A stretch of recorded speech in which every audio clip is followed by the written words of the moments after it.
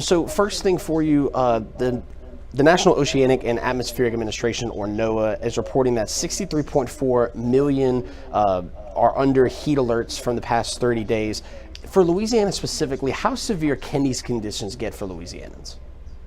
All know that live here can get very hot very quickly. So the severity is very imminent.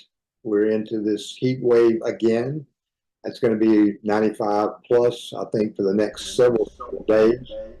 Everyone listening knows that we'll hit that 100-degree mark sooner than later. And my top line message to everyone is to stay ahead of this heat if at all possible. Start drinking water or some low sugar sports drink as soon as you wake up. Don't wait until you get thirsty. Don't wait until you start sweating profusely. Don't wait until you get that headache or muscle cramps.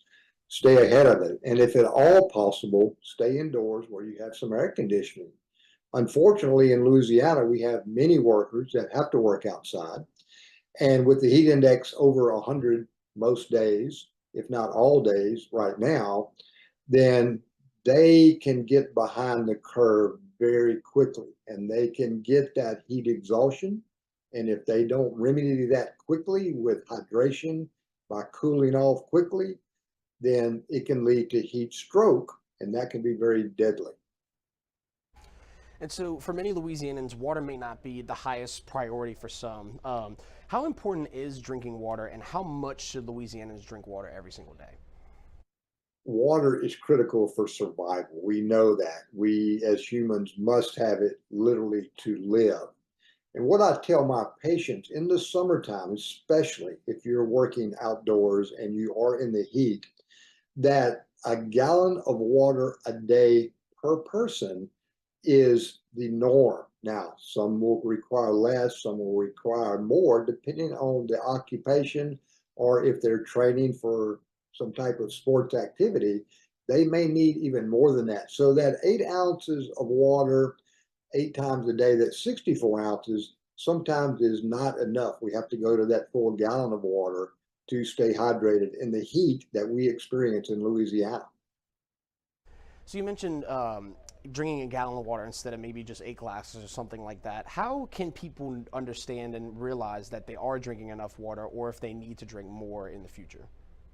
I tell my patients, get a jug and put a mark on it, and I want half of it drank before lunch, and then I want the other half drank before dinner or what we call supper here in the South. And that way you have a physical measurement of whether you're doing as much drinking as you think you are. If you're outside, you're going to drink that water down very quickly, that gallon or that half gallon that I'm recommending, depending on the time of the day. The time of the day matters. Anything that we can do early in the morning, right after the sun rises, or late in the afternoon, right before the sun sets, that's the best time to do something if you have that option. The middle of the day, where it is so doggone hot, that's where you need to be indoors and stay in an air conditioning place. And if your home is not air conditioned, go to the mall, go somewhere where they do have air conditioning. And so when you look at how much water to drink, like we talk about the gallon of water and making sure to stay out of different places that it is too hot to be in, how important is it to not drink so much water to where you're losing a lot of those electrolytes as well? Too much. And what happens there is your sodium your level can drop, and it can be very dangerous too. So listen to your body. As long as you are not having those muscle cramps and those headaches and that dizziness and the things that go along with dehydration, the being thirsty all the time, you're probably doing okay. But every day is different. And every time we wake up, we do something different during the day. So from day to day, some days you will require less fluid, other days you will require more fluid. Listen to your body. All right. And is there any final thoughts that you want to add as well? Be careful, check on your neighbors, check on the very young and the older patient that may be taking medicines for a variety of things, heart disease, hypertension, diabetes.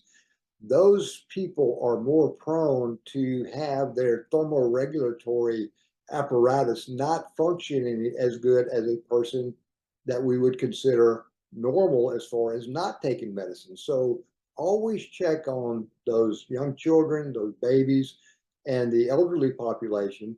If they don't answer the phone, go knock on the door and check on them.